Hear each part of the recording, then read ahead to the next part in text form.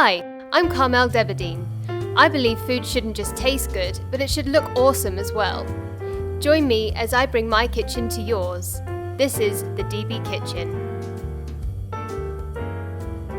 If poultry isn't your thing or you've got a vegan coming over for dinner, then this is the recipe for you. We've got a gorgeous stuffed butternut squash.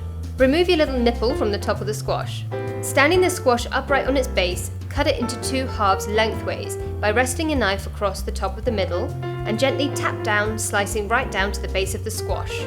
Now scrape out all of the seeds, the stringy bits and a little bit of the flesh towards the top of the squash halves, which will make room for our grains.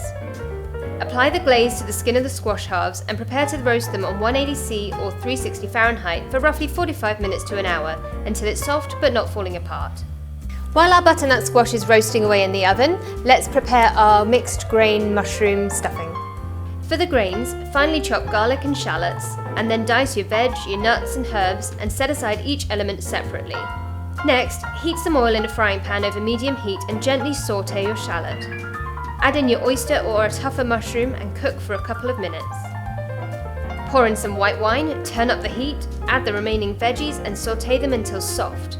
Lastly, add in your grains and your fresh herbs, warm it all through, then dish it out into a separate bowl and set aside.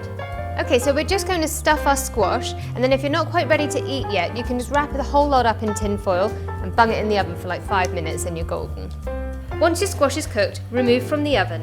Taking 1/2 as the base of your boat, add the grain stuffing, cover with the second half and serve whole or slice into wedges for ease.